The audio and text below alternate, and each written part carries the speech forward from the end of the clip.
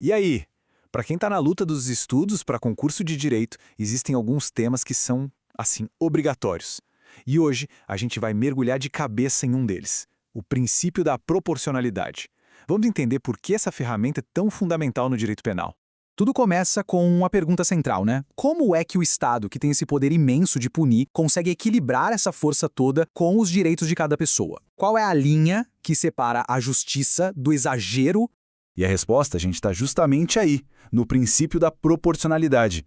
Pensa nele como se fosse um freio, sabe? Um mecanismo de controle para limitar o que o direito chama de ius puniendi, que é basicamente o direito de punir do Estado. Esse princípio que garante que esse poder todo não vire uma coisa arbitrária. Ok, então vamos fundo nisso. A grande sacada aqui é achar o ponto de equilíbrio perfeito entre a gravidade de um crime e o peso da pena que vem depois. É a busca pela justiça na medida exata, sem tirar nem pôr. Tá, mas na prática, o que é isso? Bom, ele é um princípio que não está escrito com todas as letras na lei, mas é um verdadeiro pilar da justiça. A ideia é bem direta.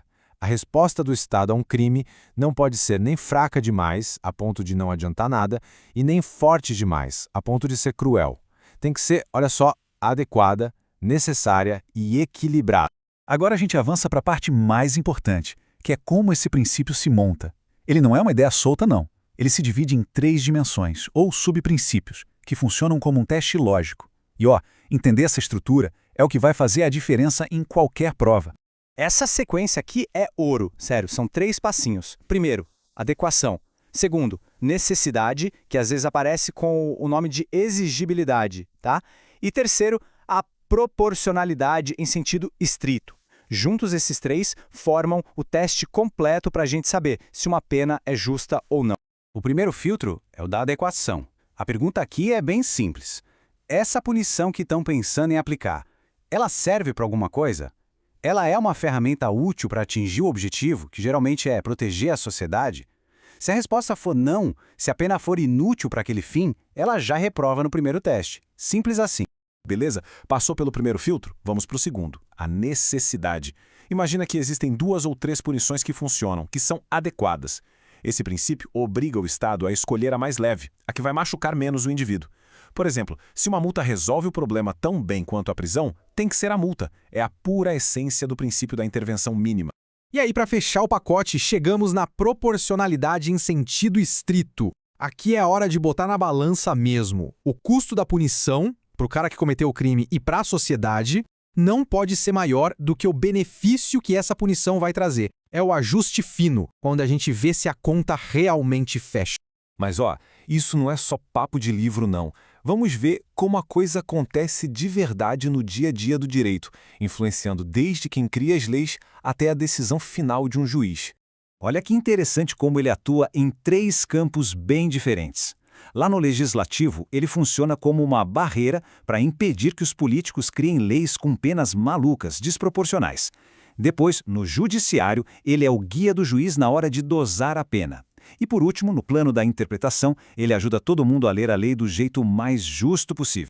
Certo. Agora chegamos no ponto que todo mundo quer saber. Como é que as bancas de concurso gostam de cobrar esse tema? O que é preciso ter na ponta da língua para não cair em nenhuma pegadinha? E aqui está uma das maiores armadilhas de prova, confundir proporcionalidade com razoabilidade. Pensa assim, eles são tipo primos, sabe? Parecem, andam juntos, mas não são a mesma coisa. A grande diferença é que a proporcionalidade tem aquela análise metódica nos 3 passos que a gente viu. Já a razoabilidade é uma ideia mais geral, mais ligada a bom senso, à lógica da decisão. Geralmente nas provas o examinador vai pedir para identificar uma pena que é claramente exagerada, ou explicar o papel do princípio na hora que o juiz calcula a pena, ou então vão jogar um caso hipotético. E claro, sempre pode cair aquela questão clássica pedindo a diferença entre proporcionalidade e outros princípios parecidos. Para a gente fechar e amarrar tudo isso, vamos focar na ideia central, aquela que tem que ficar gravada na mente para a hora da prova, para garantir aquela questão. Essa frase resume tudo de um jeito perfeito. O princípio da proporcionalidade é, no fim das contas, um guardião. A missão dele é garantir que o direito penal seja justo, seja equilibrado e que a balança entre o crime e o castigo nunca, jamais mesmo, penda para o lado do exagero. Isso tudo leva a gente para uma última reflexão, uma provocação que vai muito além de qualquer concurso. Quando a punição perde a mão? quando ela perde a proporção. Será que a gente ainda pode chamar isso de justiça? Fica aí a pergunta para a gente pensar.